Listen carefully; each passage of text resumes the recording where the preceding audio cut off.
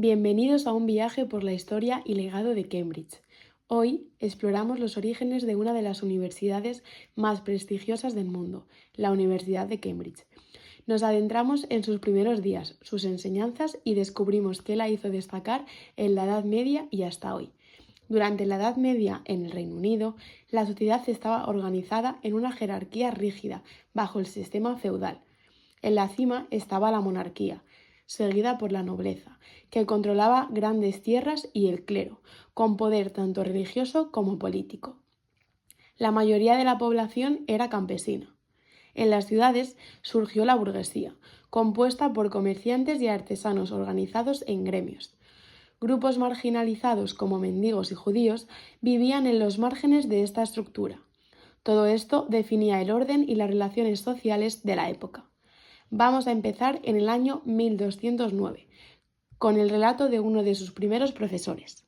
Soy una profesora de filosofía en la Universidad de Cambridge y al mirar hacia el pasado no puedo evitar sentirme asombrado por el legado que esta institución ha construido a lo largo de los siglos. Fundada en 1209, Cambridge nació en un contexto histórico complejo y a la vez lleno de posibilidades. Europa estaba experimentando una transformación significativa. El Renacimiento aún no había alcanzado su apogeo, pero ya comenzaban a gestarse movimientos que cambiarían el curso de la historia. En Inglaterra, en el siglo XVIII, fue un periodo de reorganización y desarrollo. Los fundadores de nuestra universidad llegaron aquí tras un incidente desafortunado en Oxford, en 1209. Una disputa entre los estudiantes y la comunidad local terminó en un conflicto violento. La situación se complicó tanto que algunos de los académicos huyeron hacia el norte buscando refugio y un nuevo lugar para continuar sus estudios.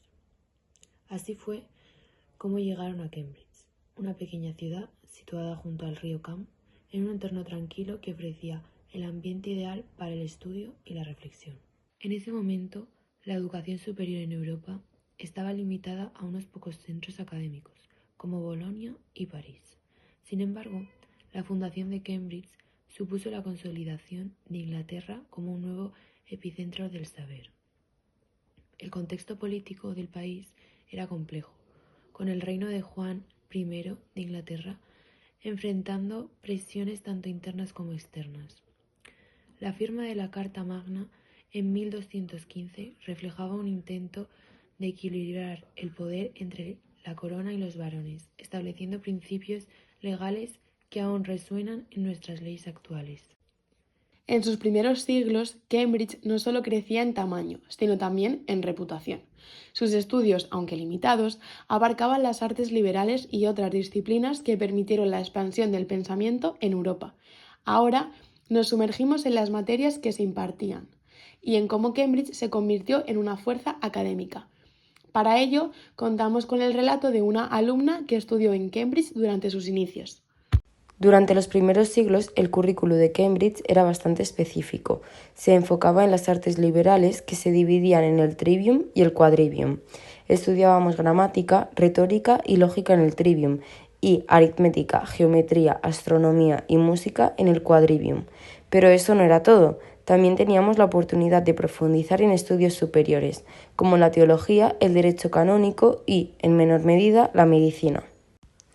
La teología era sin duda la estrella de Cambridge. Los estudiantes que llegaban a nuestras aulas buscaban convertirse en los teólogos más influyentes, aquellos que participarían en las reformas y los grandes debates religiosos.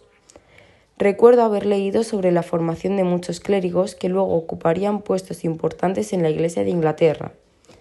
Eso, sin duda, nos diferenciaba de otras universidades. Aunque al principio éramos pocos, apenas unos 200 o 500 estudiantes, con el tiempo fuimos atrayendo más y más a aquellos que querían dedicarse al servicio religioso o a la administración pública. El crecimiento de Cambridge fue constante. Sus aulas vieron pasar a figuras clave de la filosofía y la ciencia, muchas de ellas dejando una huella en la historia académica. Para hablarnos sobre algunos de los personajes más ilustres de Cambridge, nos acompaña hoy uno de sus actuales rectores. Es imposible hablar del prestigio de Cambridge sin mencionar a aquellos que caminaron por estos mismos pasillos siglos atrás. Algunos de los académicos que marcaron una diferencia desde nuestros primeros días incluyen a John Duns Scoto, que nació en 1266 y murió en 1308, un filósofo y teólogo escocés. Fue uno de los escolásticos más importantes de su tiempo. Estudió en Cambridge y desarrolló su teoría del realismo moderado, influyendo en la filosofía medieval y en la escolástica posterior. Por otro lado tenemos a William de Ockham, nacido en 1287 y fallecido en 1347, conocido por el principio de la navaja de Ockham, que propone la simplicidad en las explicaciones filosóficas y científicas. Estudió en Cambridge y fue una de las voces más influyentes en la filosofía medieval. También tenemos a Roger Grosseteste, nacido en 1175 y fallecido en 1253, antes de ser obispo de Lincoln. Fue un destacado académico en Cambridge, conocido por sus estudios en óptica y ciencias naturales. Fue una figura central en la introducción del método científico en el mundo académico europeo.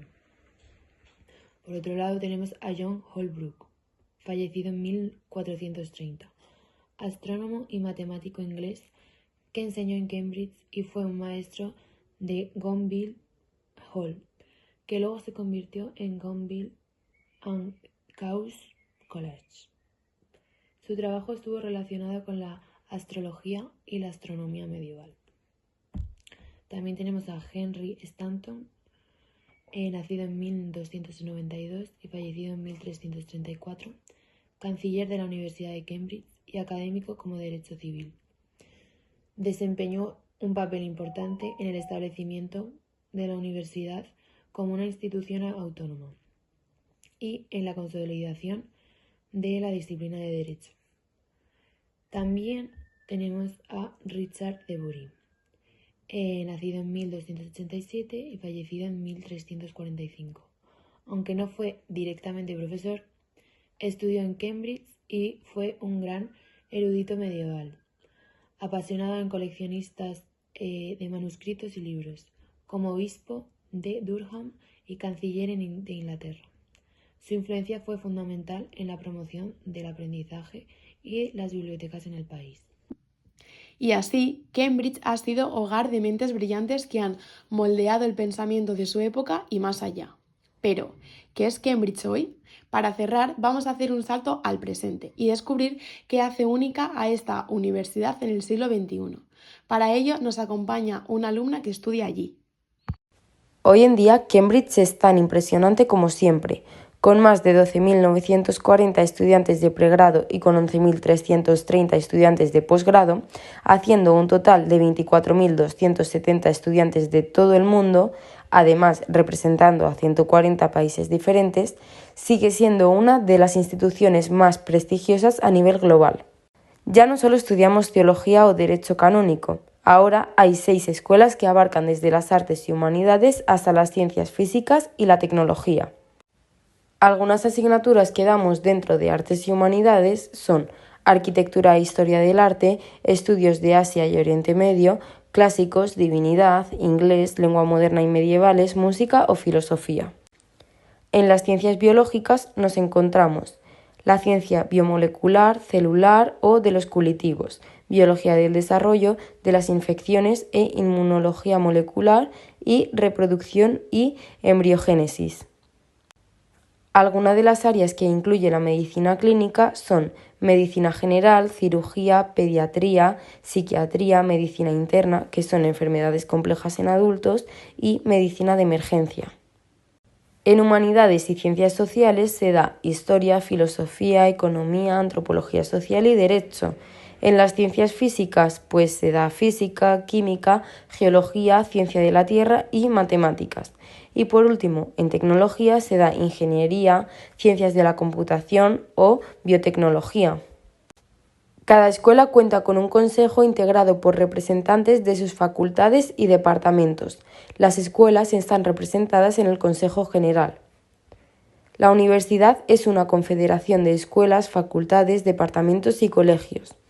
Los 31 colegios se rigen por sus propios estatutos y reglamentos, pero son parte integral de la Constitución de la universidad. Cambiando de tema, la Universidad de Cambridge es una de las instituciones académicas más prestigiosas del mundo, con numerosos elementos que la hacen destacar en la actualidad. Así que veremos algunos de los aspectos más notables que incluyen. Bueno, como todos sabemos, Cambridge es líder mundial en investigación científica y quizás uno de sus laboratorios más emblemáticos es el Cavendish Laboratory, pionero en el campo de la física. Aquí se realizaron dos de los descubrimientos más importantes de la historia, el electrón, descubierto por Thomson, y la estructura del ADN revelada en 1953 por James Watson y Francis Crick. Este último hallazgo cambió para siempre nuestra comprensión de la genética. Pero esto no se detiene allí. El Laboratorio de Biología Molecular ha sido un centro de investigación clave en biología celular.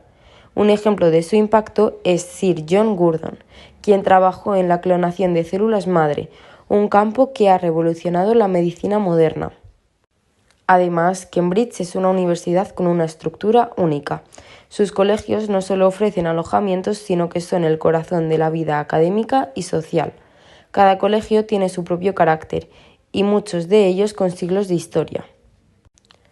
Uno de los más icónicos es el King's College Chapel, una joya de la arquitectura gótica fundada en 1441. Cada Navidad, el coro de la capilla celebra el mundialmente famoso Festival of Nine Lessons and Carols, un evento que se transmite a nivel internacional y que sigue cautivando a millones de oyentes. Otro ejemplo es el Trinity College, el hogar académico de muchos ganadores del Premio Nobel y además donde estudió Isaac Newton. En los jardines del colegio, un manzano representa simbólicamente el famoso árbol que inspiró su teoría de la gravedad. Y hablando de premios Nobel, Cambridge tiene el récord mundial en ello, con un asombroso número de 121 laureados. Entre ellos encontramos a figuras tan destacadas como Sir Richard Stone, quien recibió el Nobel de Economía en 1984 por su trabajo en la creación de modelos económicos nacionales, y Amartya Sen, quien en 1998 fue galardoneado también con el Nobel de Economía por su contribución a la teoría del bienestar social y el desarrollo económico. Cada año, Cambridge continúa produciendo investigaciones y académicos que son reconocidos a nivel mundial por sus contribuciones. Con respecto a la innovación y el emprendimiento, la universidad no solo mira al pasado, sino que también impulsa al futuro. La universidad está profundamente conectada con el mundo de la innovación tecnológica.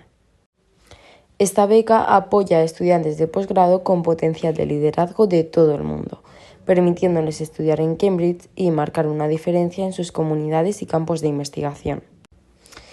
Y por último, no nos podemos olvidar del deporte, ya que Cambridge no es solo estudio, la universidad también tiene una rica tradición deportiva.